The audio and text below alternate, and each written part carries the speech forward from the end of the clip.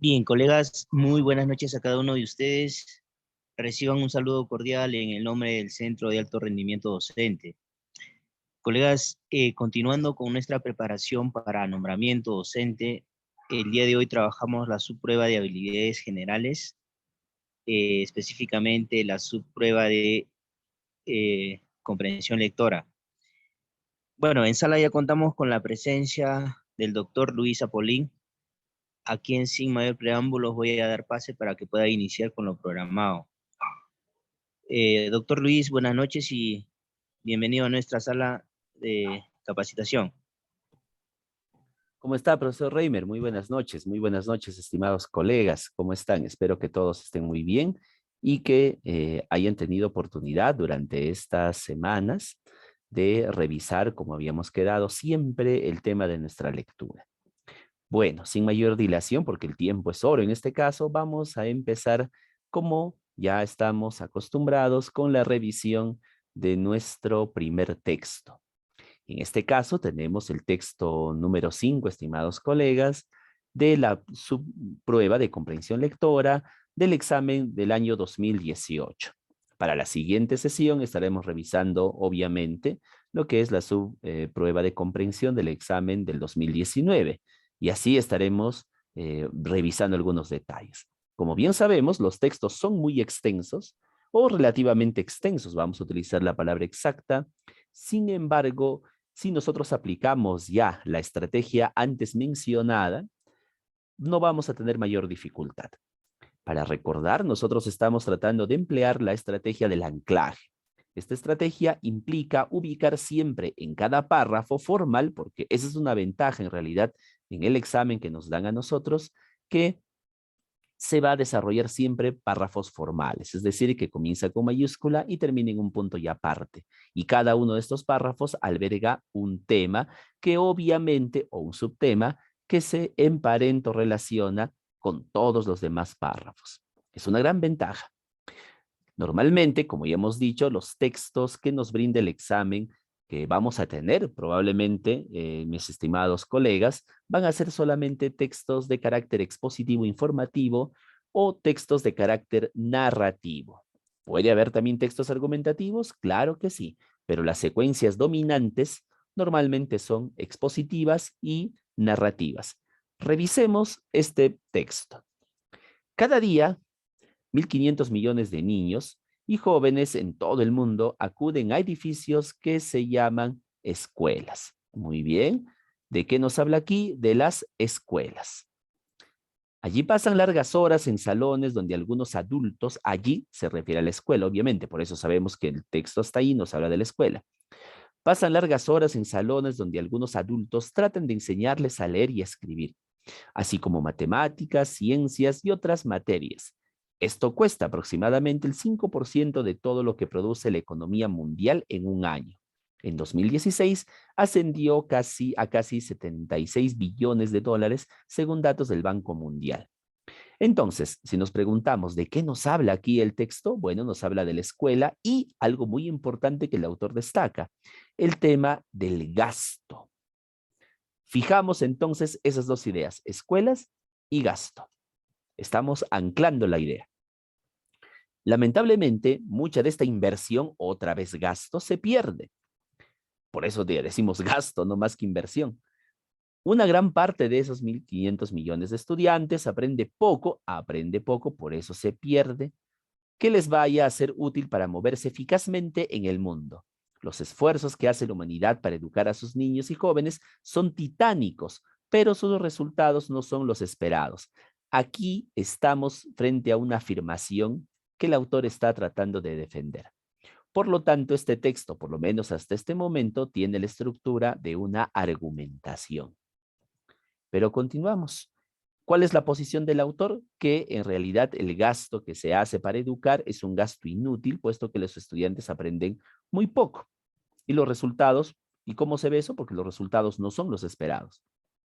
Según el informe sobre el desarrollo mundial 2018 del Banco Mundial, el 75% de los estudiantes de tercer grado en Tanzania y Uganda, países de la zona sur de África, tienen problemas para leer una frase sencilla como, el perro se llama Fido. En Kenia, el 50% de los estudiantes de quinto grado de primaria no puede restar números de 2 dígitos. En Ghana, en segundo de primaria, este porcentaje asciende al 70%. Ojo, estamos hablando de países de África.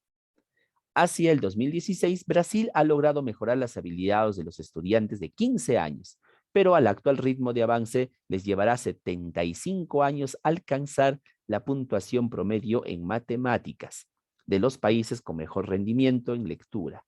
Aunque suene irrisorio, les llevará más de 2 siglos. Muy bien.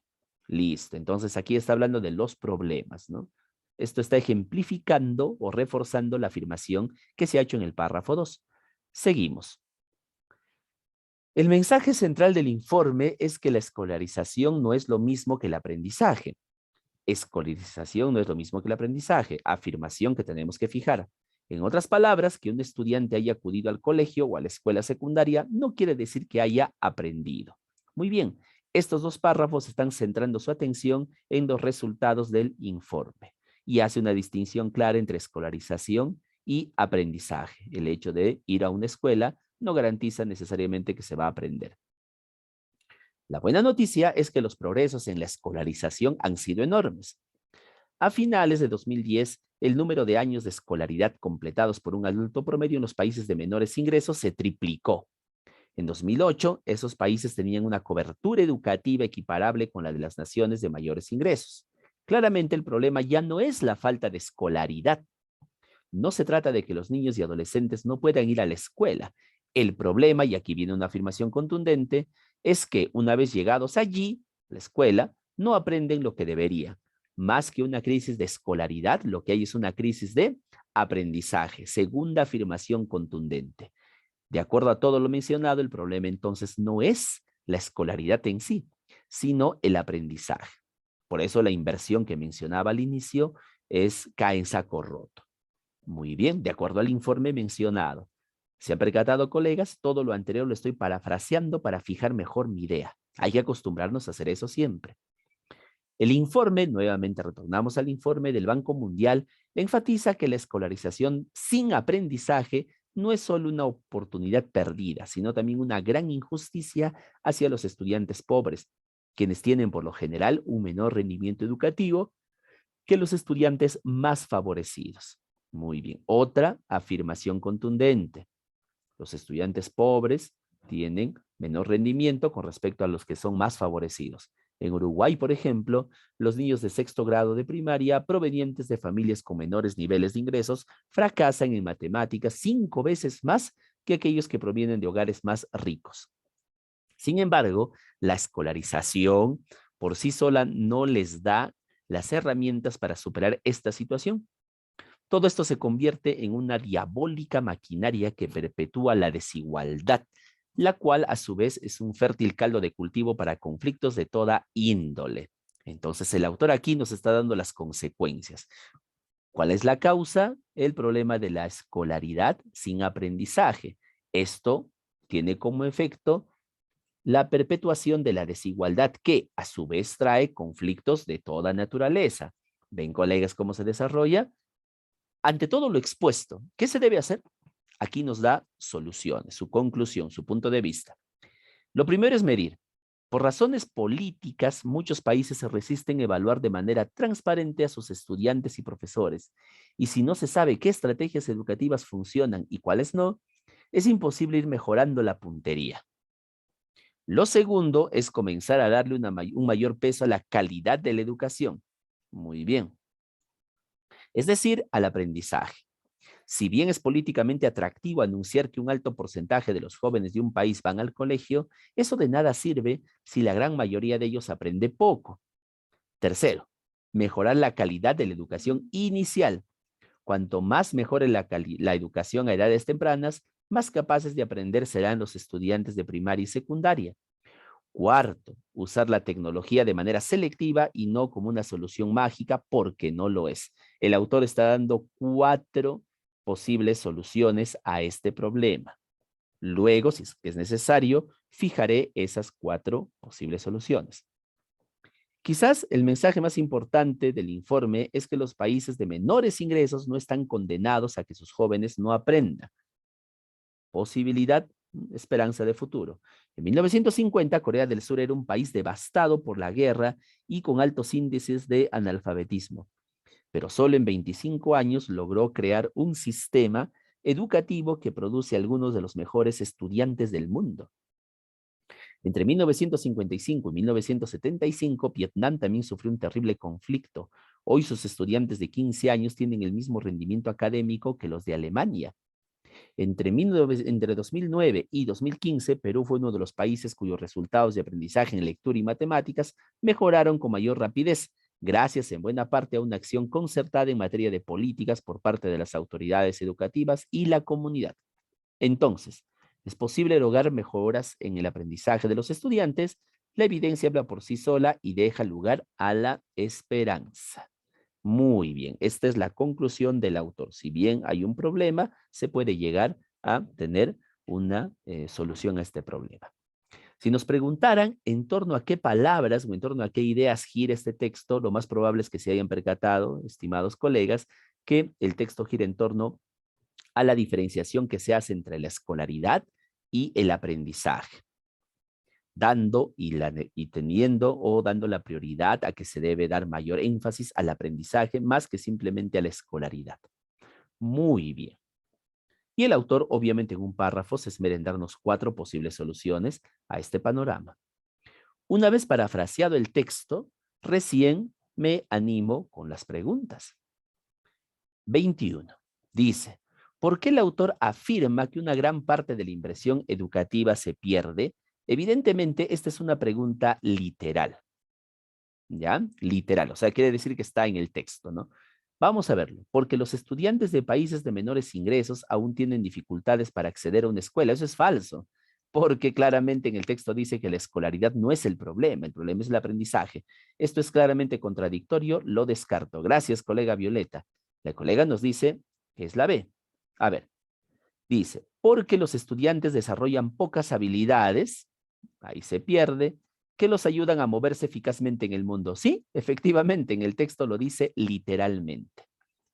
Colegas, no olviden, y esto para recordarles una vez más, las preguntas que van a venir siempre en el examen que nos va a tocar este 9 y este 11, siempre tienen ese manejo, ¿no? De las 3, hay una que es total y absolutamente, o sea, evidentemente a claras luces, no tiene nada que ver, ¿ya?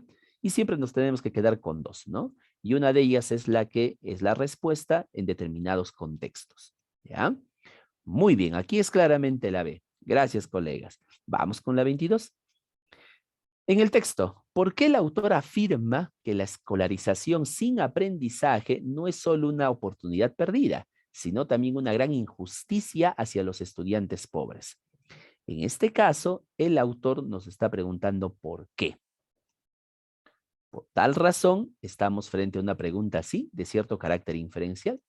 Vamos a ver qué nos dicen por ahí los colegas. La A ver, porque perpetúa la desigualdad entre los estudiantes pobres y aquellos que provienen de hogares con mayores ingresos. Claro que sí. En realidad sí. Bueno, más que una pregunta inferencial, en realidad es una pregunta literal, ¿verdad? Disculpen ahí. Muy bien. A ver, leemos la B. Porque las autoridades ignoran que la problemática educacional tiene que ver con una crisis de los aprendizajes. Esto no. Si nos habla de la injusticia entre los estudiantes pobres, obviamente tenemos que guiarnos solamente de ello. La respuesta es la A, colegas. Ahí. No hay mucho que decir. Muy bien. Perfecto. Vamos con la 23. ¿Cuál es la idea principal del texto? Cualquier idea principal que yo deba marcar, tengo que marcar aquella que me haga la distinción entre la escolarización, ¿no? O también llamada cobertura educativa, y el aprendizaje. O sea, ahí está la idea principal. ¿Cuál sería la respuesta? La B nos dice la colega. A ver, vamos a ver.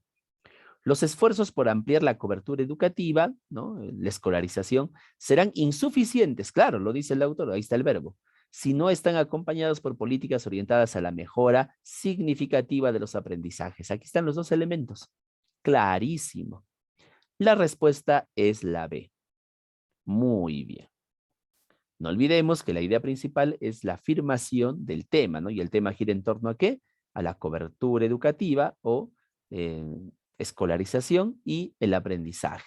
Y esta es la B, la única que encaja. 24.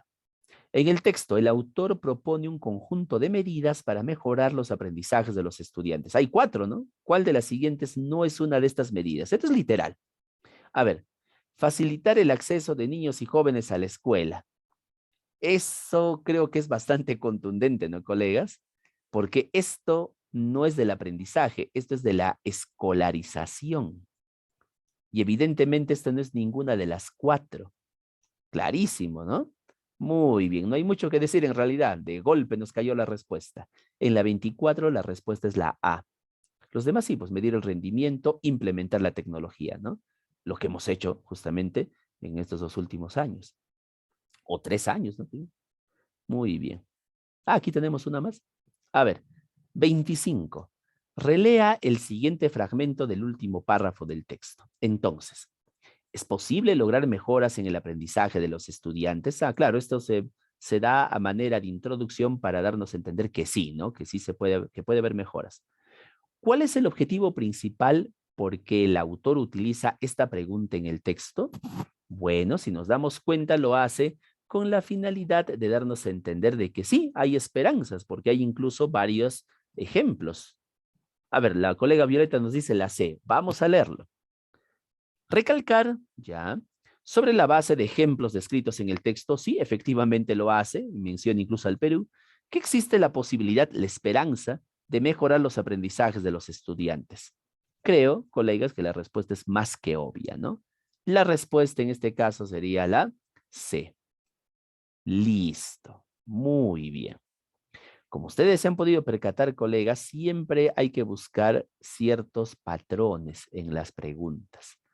Lo mismo pasa en realidad en todas las preguntas que ustedes van a observar.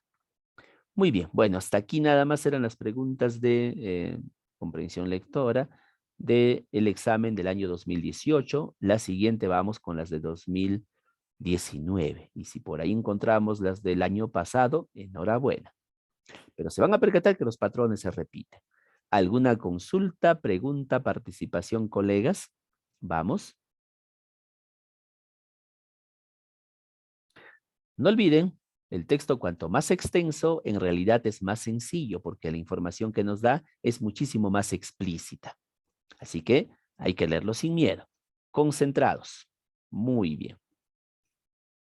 Continuamos. Ahora vamos a revisar los textos correspondientes a nuestra práctica calificada que les habíamos remitido a través del grupo. Ahí está, colegas. Muy bien. Perfecto, ahora vamos a ampliar un poco. Listo. Tenemos ahí unas cuantas preguntas, ¿ya? Si el tiempo es propicio, vamos a revisar también de una vez las preguntas del año 2019, ¿sí? Un texto por lo menos, ¿no? A ver, vamos, comenzamos. Aquí tenemos unas cuantas preguntas. Texto 1. Dice, la explicación copernicana del cosmos no ha conseguido, introduciéndose en nuestro saber, hacer que para nosotros el sol deje de ponerse. Muy bien. Afirmación. O sea, a pesar de todo, esta explicación copernicana del cosmos no ha conseguido que nosotros sigamos pensando que el sol no se pone o no. No existe ninguna incompatibilidad entre el sostenimiento de ciertas apariencias y la comprensión racional de que el mundo de las cosas son a la inversa. Muy bien, es decir que no hay ningún problema en sostener algo, el sol se está ocultando cuando sabemos que racionalmente no se oculta, ¿ya? Entre una, digamos, percepción y lo que en realidad está sucediendo, según lo que afirma el autor. Y no es en realidad el lenguaje el que interviene, promoviendo y acallando en esta estratificada comprensión de la vida. Aquí entra a tallar la realidad del lenguaje, lo subrayamos. Nuestra manera de hablar de la puesta del sol no es ciertamente arbitraria. ¿Qué significa arbitraria? Quiere decir que no está al azar, sino que expresa una apariencia real. Aquí lo subrayo porque también es otra afirmación del autor. Es la apariencia que se ofrece a aquel que no se mueve. Es el sol el que nos alcanza o nos abandona entonces con sus rayos.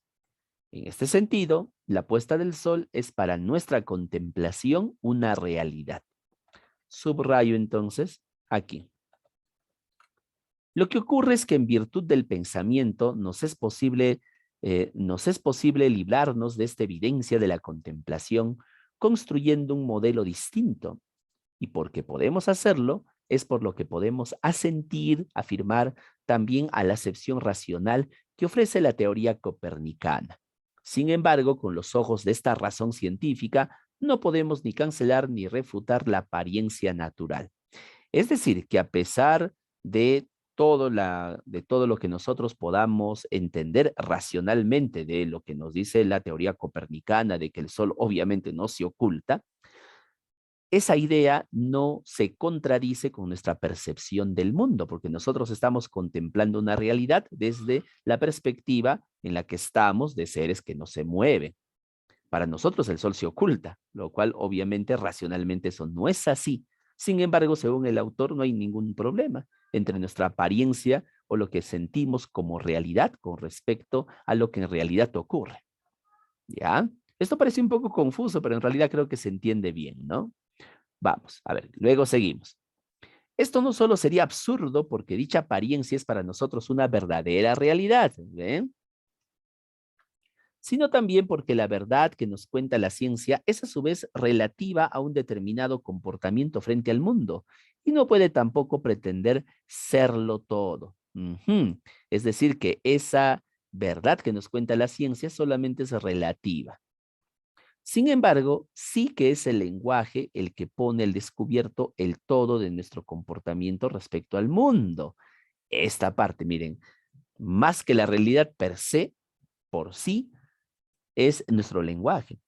Y en este todo del lenguaje, la apariencia guarda su legitimación igual que la ciencia encuentra la suya. Muy bien. Perfecto. Miren, interesante esta conclusión, ¿ah? ¿De qué nos habla el texto en realidad? El texto está colocando aquí solamente la ejemplificación en relación a nuestra percepción del mundo, específicamente de la puesta del sol, con respecto a lo que en realidad sucede. Esto es un ejemplo nada más, para darnos a entender lo que está al final, el tema del lenguaje, ¿no?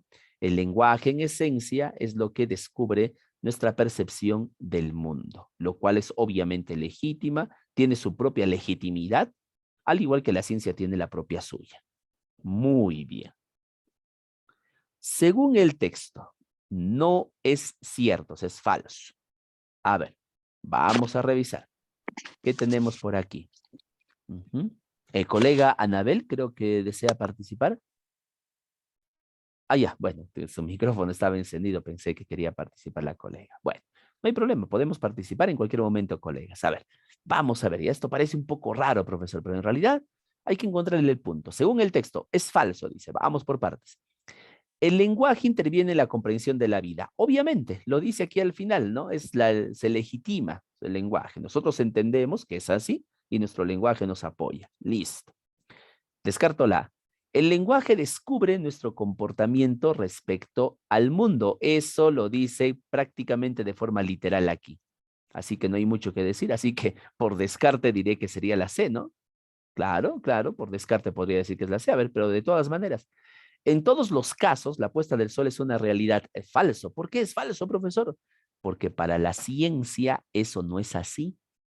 Claramente en el texto lo dice. Muy bien, colegas. No es en todos los casos, solamente en torno a nuestra percepción y a nuestro lenguaje lo legitima. El mejor título para el texto, a ver, vamos a unir aquí. Ya, el mejor título para el texto, ¿cuál podría ser, estimados colegas? A ver, cualquier respuesta que yo tenga que dar, tengo que hacerlo en relación a las ideas preponderantes en el título, en el texto, ¿no? A ver, vamos a ver. ¿Cuáles son las ideas preponderantes en el texto? El ejemplo, y en este caso el ejemplo de la puesta del sol. O sea, eso es inevitable. La otra palabra es el hecho de que en realidad no hay una distinción entre nuestra sensación de lo que percibimos y lo que en la realidad es científicamente hablando. Ya, tenemos ahí entonces las dos ideas. La A, la puesta del sol. Bueno, esa puede ser, ¿ah? Porque en realidad es el tema, o es parte del tema. Y además es lo que origina el texto. Si ustedes se han dado cuenta, colegas, si yo les preguntaran, ¿qué origina el texto? Ustedes me responderán, profesor, la idea de la puesta del sol según la teoría copernicana, ¿no? Así que podría ser la A. Pero a ver, vamos a ver la B. Los ojos de la razón científica y la apariencia natural. ¿Y la apariencia natural? Bueno, es la percepción, no la apariencia natural. La C, la legitimación de la apariencia, muy bien, hasta ahí parece todo bien, y la ciencia en el lenguaje. Esto lo mató. Este estaba bien, pero aquí no te habla de la ciencia en el lenguaje, ¿no? O sea, no, esta no. Definitivamente descarto la C.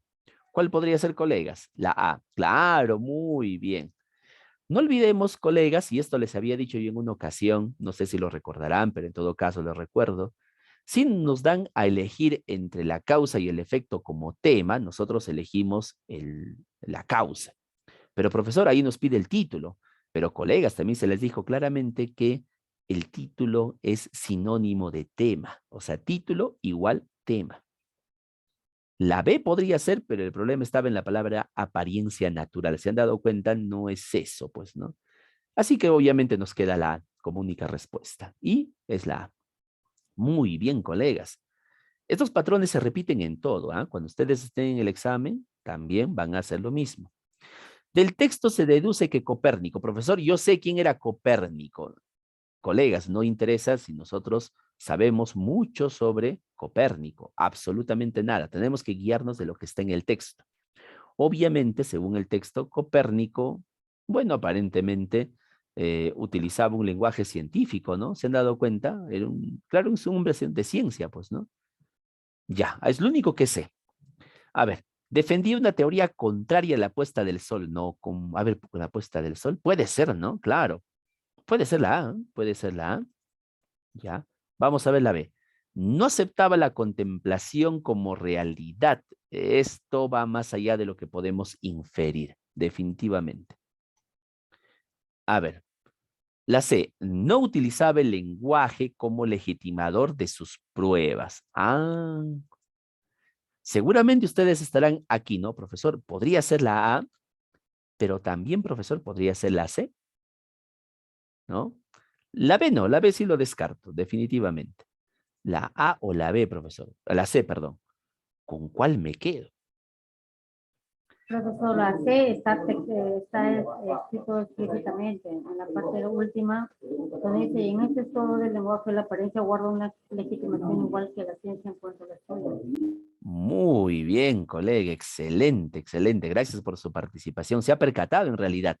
La A daba la idea de que podría ser, pero aquí hay un elemento, tal como dice la colega que se menciona al final. ¿Cuál es ese elemento? El lenguaje. Entonces, evidentemente, Copérnico tendría que estar en contra de esa idea que el autor menciona al final. La respuesta es la C. Muy bien. La respuesta es la C. Excelente, colegas. Ni a hablar. Muy bien. A ver, la puesta del sol, de acuerdo al texto, ¿qué es? Bueno, es algo que vemos.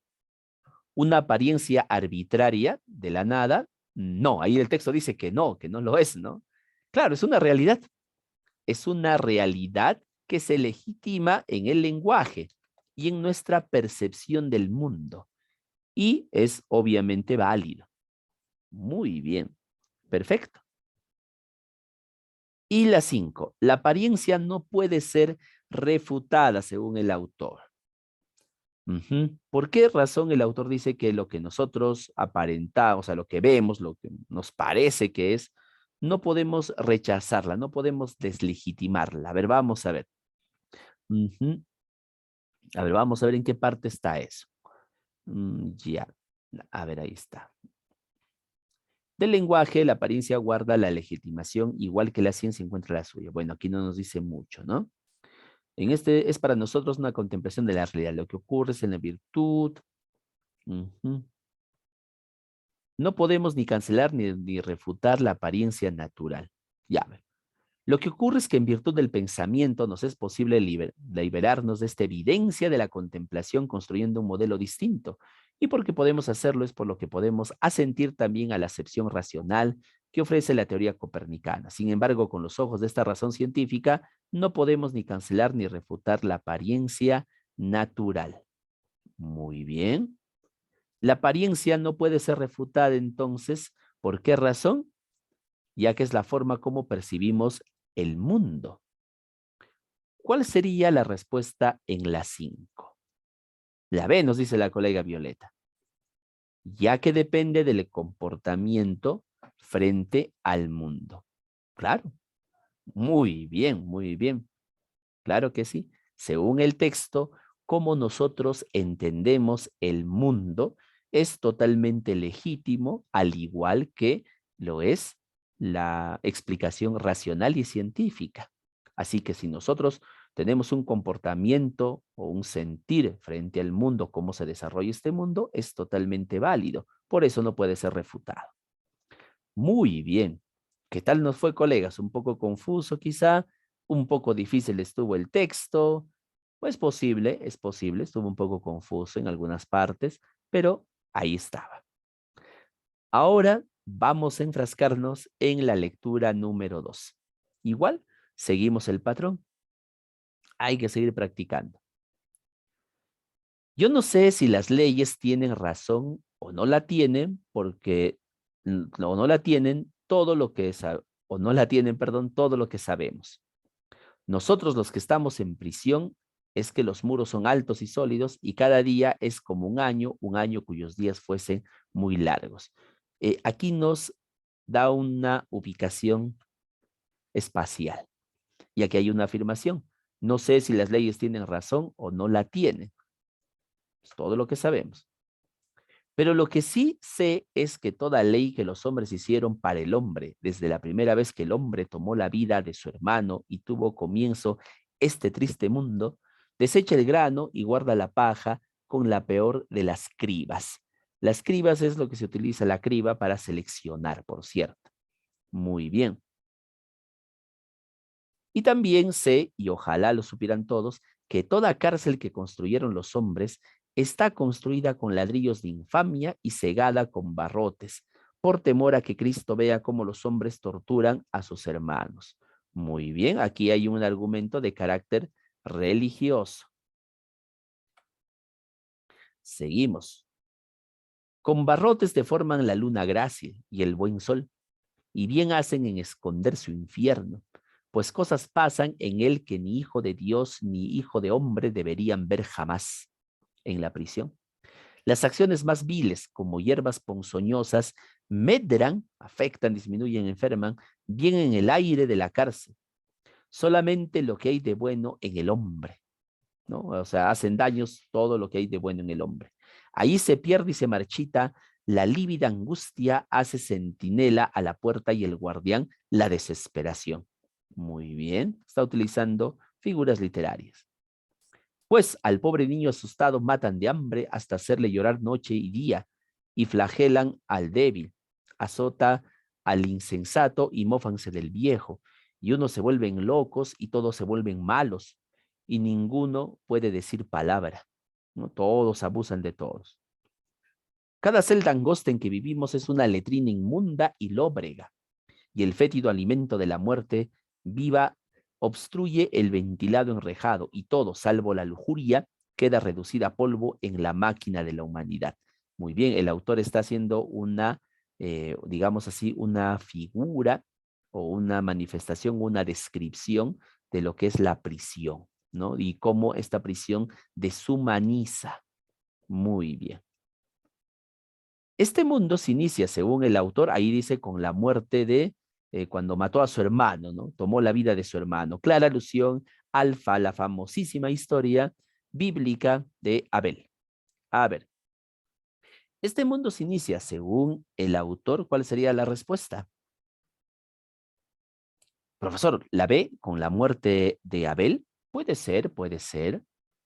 Sin embargo, eso es algo que en el texto tal vez no lo sepamos describir de manera directa. Pero a ver, ¿Otra respuesta posible, colegas?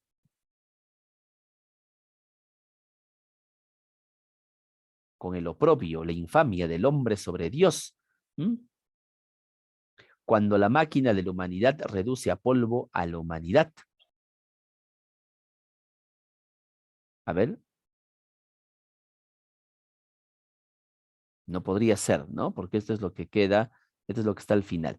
¿Cuál sería la respuesta, colegas? Muy bien.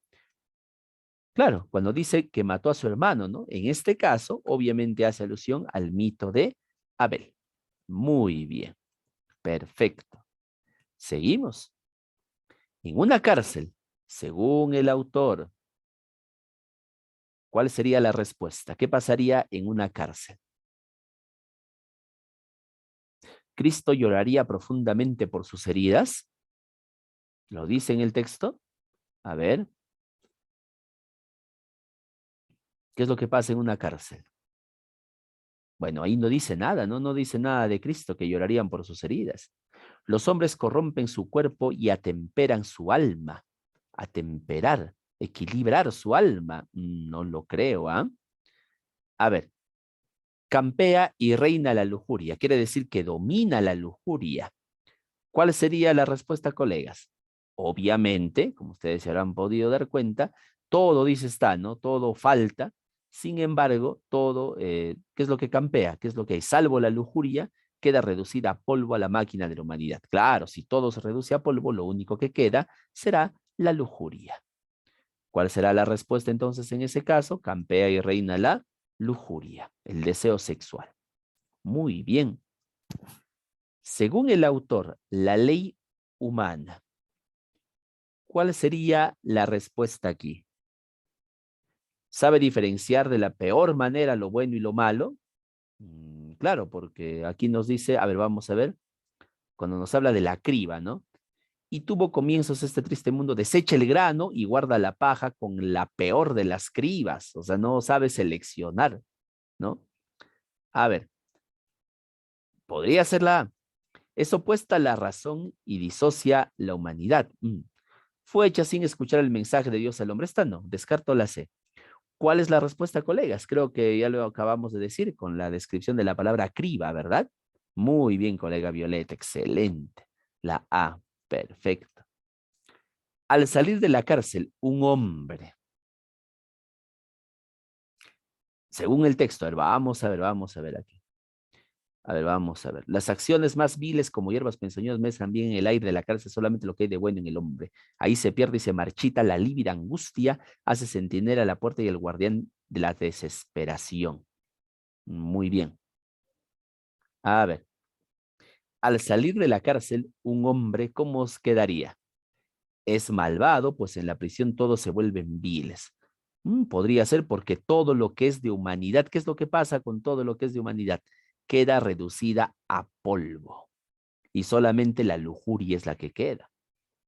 Claro, según el texto, por lo menos aquí, ¿no? Todo lo humano se aniquila. Muy bien. Los que están en prisión, ¿qué es lo que saben? Que únicamente que ella tiene murallas y el tiempo transcurre muy lentamente. Que la lujuria, la locura y la muerte campean en ella. Que tras los barrotes y en la celda todos los hombres son iguales. A ver, ¿cuál sería la respuesta? A ver, vamos a ver en el texto. Los que están en prisión saben, nos dice en el texto. La C nos dice la colega. A ver, vamos a ver. Vamos a ver. A ver, ¿qué nos dice aquí? En las leyes, todos los que sabemos, nosotros los que estamos en prisión, es que los muros son altos y sólidos y que cada día es como un año, el tiempo transcurre lentamente. Lo dice ahí, clarísimo. ¿Cuál sería la respuesta? Claro, sería la A. La A sería, colegas, es una pregunta literal, ¿no? Muy bien. ¿Qué tal nos fue aquí, colegas, en este texto número 2? ¿Todo bien? Imagino que sí, estaba más sencillo que lo anterior, ¿no? Perfecto. Vamos, continuamos con lo nuestro. Seguimos con la lectura. A ver. Tenemos un texto, bueno, un poco más pequeño, ¿no? El gran astrónomo y físico italiano Galileo Galilei, 1564-1642, Es célebre por haber defendido valientemente su teoría de que la Tierra no estaba en el centro del universo y que además se movía. Nos hablan de un tal Galileo Galilei, no importa que conozcamos nosotros de él, lo importante es lo que dice el texto, de que la Tierra no era el centro del universo. Los sabios de su época, convencidos de que nuestro planeta era estático y que todos los demás astros, incluidos el Sol, giraban a su alrededor, no dieron crédito a las pruebas aportadas por Galileo. Los sabios no dieron crédito a las pruebas aportadas por Galileo y se opusieron tercamente a aceptar sus ideas.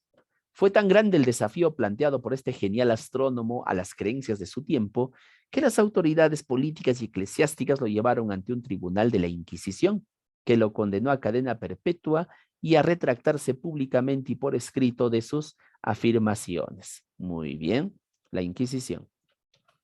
Cuentan los cronistas que luego de firmar su voluntad, el documento que certificaba que la Tierra no se movía, Galileo dijo en voz alta, pero se mueve.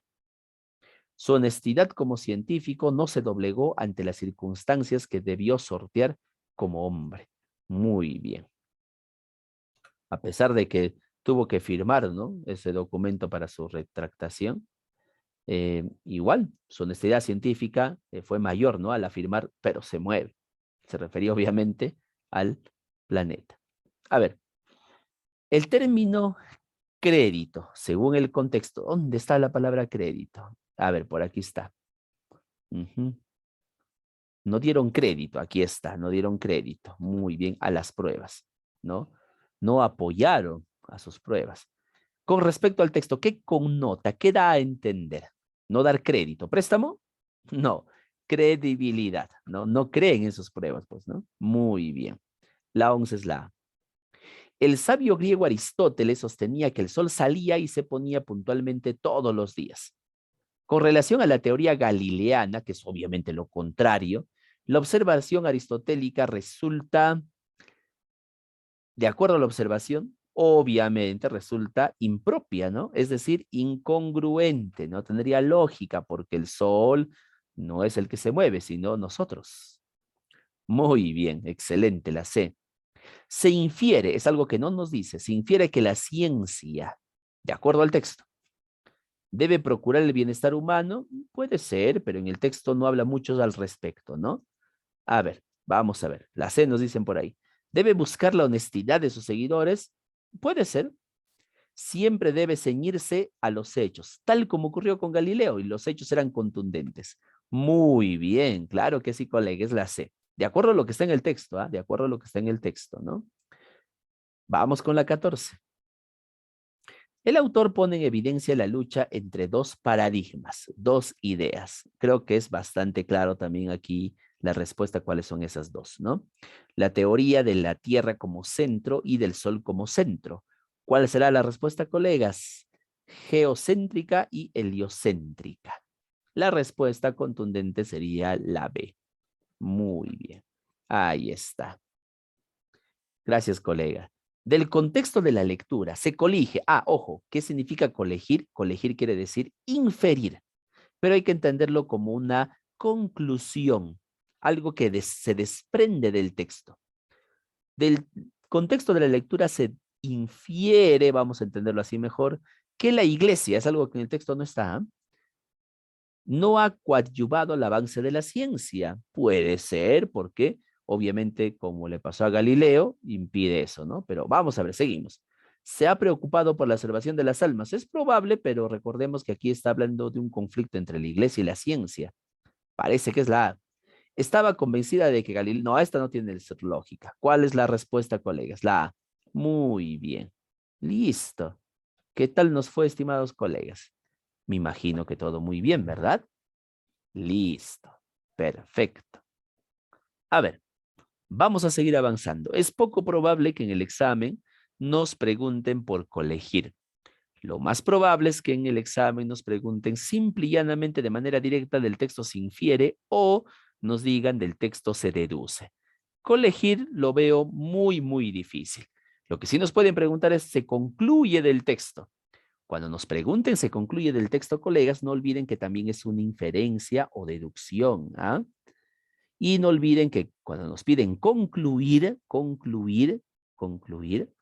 Nos están solicitando parte de la idea principal. Eso es muy importante. Por eso hay que tener siempre en cuenta la idea principal en todo momento. Muy bien. A ver. Seguimos con lo nuestro. Tenemos aquí un pequeño texto, es un poco más extenso. A ver, ¿qué dice? Texto 4. En verdad, era imposible contemplar belleza más encantadora que la de Margarita. Ya, clarísimo. ¿De quién nos habla? Bueno, nos van a hablar de una tal Margarita. Alta y delgada hasta la exageración. Poseía en supremo grado el arte de hacer desaparecer este olvido de la naturaleza con el simple arreglo de las prendas que se endosaba, o sea, con su forma de vestir. Su cachemira, cuya punta rozaba el suelo, permitía escapar a cada lado 2 anchos volantes de una falda de seda y el grueso manguito que ocultaba sus manos y que apoyaba contra su pecho estaba rodeado de pliegues, tan hábilmente dispuestos que no tenía nada que objetar nadie, por muy exigente que fuese, al contorno de las líneas. O sea, le dibujaba la figura. La cabeza, una maravilla. Era objeto de cierta coquetería particular. Se acusaba muy pequeña y, como diría Musset, parecía haberla formado así su madre para rematarla con mayor esmero, ¿no? Es decir, tenía una cabecita pequeña, ¿no? A pesar de que era alta y delgada, ¿no? Bien vestida, con una buena figura, para que le daba un aspecto de remate, ¿no? De un buen remate con esmero, como decir, la cereza del pastel. Claramente estamos frente a un texto de carácter narrativo, pero con un predominio claro de la descripción.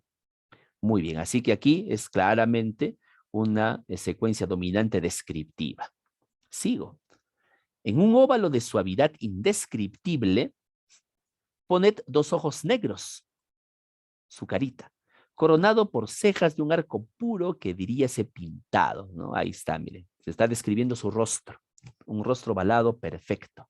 Velad esos ojos con largas pestañas, o sea, cubrir, que al bajarse proyectaban sombras sobre la tez rosa de las mejillas. O sea, imagínense qué tan grande eran esas pestañas para que forme una sombra sobre la tez rosa de las mejillas. En realidad aquí hay un poco de exageración, ¿no? Hay una hipérbole. Trazada una nariz fina, recta, espiritual, miren qué característica le da, con aletas un poco dilatadas, ¿no? Un poco gruesas sus senos nasales, con una aspiración ardiente hacia la vida sensual. Muy bien. Dibujada una boca regular cuyos labios se abrían con gracia sobre unos dientes blancos cual la leche. Una hermosa sonrisa. Coloread la piel con ese aterciopelado que cubre los melocotones antes de tocarlos ninguna mano, y os presentaréis el conjunto de aquella deliciosa cabeza. O sea, una piel como la de melocotón, un hermoso rostro, una pequeña cabecita sobre un cuerpo muy bien formado y bien vestido también. Los cabellos negros, como el azabache, muy oscuros, el azabache es un mineral muy oscuro, ondulados naturalmente o no, se partían sobre la frente en 2 abundantes crenchas. La crencha, colegas, se les llama a cada una de las partes en que se divide cuando uno hace una trenza. Esas son las crenchas de la izquierda y la derecha. Y se perdían hacia la nuca, ¿no? Llegaban solamente hacia la nuca, dejando ver unos lóbulos de orejas en los cuales brillaban 2 diamantes de un valor de 4.000 francos cada uno. Claramente, por la forma de vestir y por sus arreglos, podemos decir que era una mujer adinerada. Muy bien, entonces aquí el texto nos habla sobre la belleza de una tal Margarita. Muy bien, es un texto descriptivo, no hay mucho que decir ahí.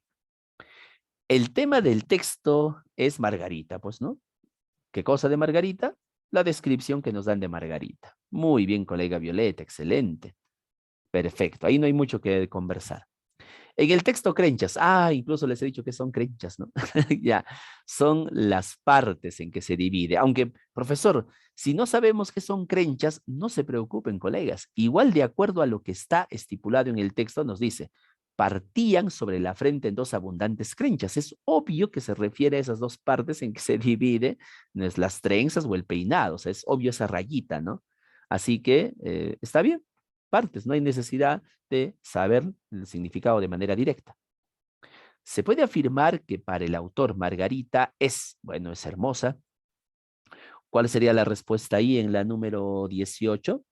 Por aquí nos dicen, a ver, vamos a ver qué nos dicen por aquí. La B, ostentosa. Claro, más que admirable, era ostentosa. ¿Por qué razón? ¿Recuerdan los diamantes? ¿Recuerdan los diamantes, colegas? ¿Recuerdan el vestido que tenía? Muy elaborado, ¿verdad? Obviamente ostenta, tiene lujo. Aviesa no, aviesa es torcida. Eso lo descarto. ¿Ya? Era ostentosa. Esto es lo que destaca el autor. 19.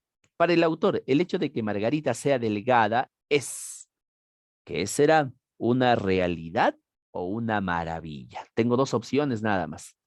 Es una maravilla. A ver, vamos a revisar, vamos a revisar. A ver, ¿por qué decimos que es una maravilla? Alta y delgada hasta la exageración. Ah, ahí está la palabra, ¿no? Hasta la exageración, hasta el colmo, ¿no? Muy bien. Entonces, obviamente era una maravilla, pues no era algo extraordinario, era exagerado. La 20. Para el autor, la cabeza de Margarita, ¿qué es? Es como si fuera una especie de remate que su mamita hizo de ella, ¿no? Lo hubiera hecho a propósito, dice, ¿no? Un regalo de la naturaleza. Claro, claro. El retrato de su madre, no, no, no. Una dádiva. Una dádiva es un regalo. Claro, muy bien. A ver, vamos a ver. A ver, vamos a ver. Em, Aquí nos dice, muy pequeña y como diría Muset, parecía haberla formado así su madre para rematarla con mayor esmero, ¿no? Claro, entonces podemos entender que de esa manera, obviamente, es un regalo divino. Muy bien. ¿Listo? ¿Qué tal? ¿Todo bien? Muy bien. Bastante sencillo, ¿no? Vamos a ver. Y finiquitamos con el texto número 5, colegas. Como ustedes pueden ver, es un texto en el cual se van a enfrentar dos posturas. Fragmento A y tenemos también el fragmento B. A ver, vamos a ver. Este tipo de lecturas ya no son muy usuales, sin embargo hay que tenerlas muy en cuenta, ¿no? Nos enfrentamos a dos textos. A ver, ¿por qué no nos gusta leer? A ver, en los últimos tiempos, donde la televisión es lo más importante y los videojuegos se ganan la atención de grandes y pequeños, no es difícil entender por qué el libro ha sido cada vez más olvidado y apartado de la rutina diaria, dando importancia aquí a la televisión, ¿no? Aunque son conjeturas que quizá no tengan fundamento, sé por comentarios a la mayoría de las personas no les gusta leer, salvo los periódicos, y sin embargo prefieren enterarse de lo que sucede a través de Internet o la televisión. ¿Para qué tardar tanto tiempo en la lectura si tenemos una cajita mágica que nos dice todo sin necesidad de analizar mucho? ¿Para qué exigirnos en gastar la vista en letras amontonadas si hay un señor que nos dice y nos muestra imágenes de todo aquello que puede interesarnos? Los niños y adolescentes se preocupan por las eliminatorias del Gumball, por los dibujos de Cartoon Network o por conseguir el último juego de PlayStation. Es muy extraño ver a algún pequeño con un libro en las manos, pero no son ellos los culpables, porque no se les puede exigir que hagan algo que nunca han visto. Sus padres o sus allegados tampoco sostienen páginas concentrados en su lectura. Tampoco se sumergen en el placer de imaginar lo que se cuenta en unas páginas. El hábito de la lectura comienza en casa, afirmación, y por supuesto debe ser reforzado en los salones de clases. Debe inculcarse el interés por las letras no como una asignación aburrida, sino como un momento de distracción y entretenimiento, porque realmente tenemos un gran porcentaje de niños y adolescentes que no entienden lo que leen. Les hace falta el hábito lector, muchas técnicas de comprensión lectora y, ¿por qué no?, de mucho interés por un buen libro. Realmente para mí no hay nada mejor que sentarme en un lugar tranquilo mientras el silencio me rodea, con un buen libro en mis manos, con una obra que me haga pensar, que me haga imaginar, que me haga saborear las maravillas creadas por una mente prodigiosa.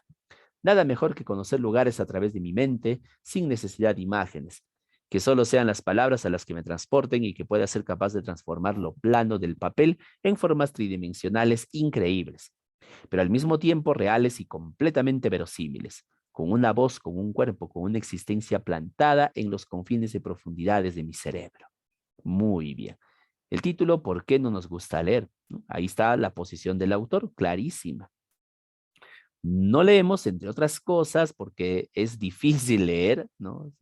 Ya que tenemos otras opciones más fáciles de acceso, como el internet o la televisión, y además porque no hay hábito lector de los padres y allegados. Si ellos no leen, tampoco los niños van a leer. Así de simple. Fragmento B. 10 razones por las que por las que nos gusta leer, lo contrario aparentemente. 1. Leer nos sacude el aburrimiento y el hastío. Leer nos hace comprender el mundo con mayor amplitud y mirarnos a nosotros mismos desde más ángulos. 3. Leer nos llena de palabras, nos permite expresar ideas que jamás habíamos pensado que podíamos formular. 4. Leer nos evade, nos aleja del mundo y de nosotros al mismo tiempo que nos acerca cada vez más a lo que verdaderamente somos. 5. Leer nos hace conocer a otras personas, alejadas en el tiempo, en el espacio y en el tiempo. 6. Leer aumenta nuestro imaginario y nuestro argumentario. Nos hace críticos y libres. 7.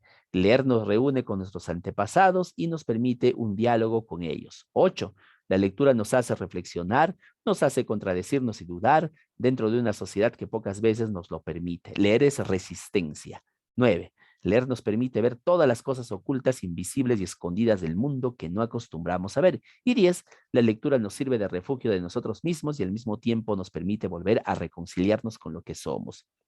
Profesor, ¿y por qué no estamos subrayando nada? Es que estamos frente a un texto conocido como texto paralelo, es decir, que cada párrafo de los 10 que están aquí está desarrollando su propia afirmación en torno a la lectura. Así que si quiero subrayar, tendría que subrayarlas todas. Por eso no lo hacemos, solamente tenemos que tener en cuenta que son 10 razones. Vamos a ver. Pasamos a la pregunta 21.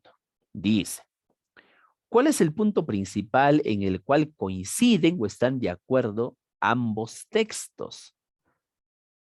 Ambos textos están de acuerdo en que la lectura es importante. En ambos textos la lectura resulta importante. Muy bien, pues ayuda a pensar y a divertirnos. Bueno, sí, en el texto justamente menciona eso, ¿no? Claro, en ambos textos, ¿no? Nos permite imaginar, dicen, ¿no? Muy bien. En ambos textos se puntualiza la importancia de la lectura. Muy bien, ya que fomenta la imaginación. La imaginación puede ser o no, colegas. ¿Ustedes qué opinan? A ver, me hagan pensar y me hagan imaginar. Claro, también lo dice en el texto. Leer es aprender y al mismo tiempo divertirse. Ese asunto del aprendizaje sí es algo que no lo mencionan, ¿no? Los dos textos. ¿Con cuál me quedaría, colegas, en la 21? O podría ser la C también. ¿Cuál sería la respuesta? A ver. ¿En qué coinciden ambos textos? A ver, tenemos una respuesta aquí. La A nos dice la colega Violeta. En ambos textos la lectura resulta importante pues ayuda a pensar y a divertirnos. Claro. Aunque también en la B, ¿no? Apunta al tema de la imaginación. Claro, también. Pero de manera no directa, ¿no? Por eso Solamente nos dice. la A está más directa porque en la número 1 dice leer nos sacude el aburrimiento y el hastío. Muy bien. Y claro, y coinciden en ambos, ¿no? Muy bien. Listo, colega Violeta, excelente. Es la A. Perfecto, claro. Porque aquí, si bien es cierto, pero es solamente en el texto A, en el primer fragmento, no en el segundo. Entonces crea la duda, ¿no? La A es la respuesta. Muy bien. De acuerdo al fragmento A, entre otras cosas, las personas no leen porque consideran que, bueno, según el texto, ¿cuál sería la respuesta? Según el fragmento A, ¿por qué no leen? Porque hay otras formas más interesantes, ¿no? Claro, la sé. Existen otros medios como la televisión que nos facilitan la comprensión de los hechos, de acuerdo al fragmento A. Muy bien. ¿No? Y el internet, ¿no? ¿Para qué voy a esforzarme si tengo la tele que me va a ayudar más rápido? 23.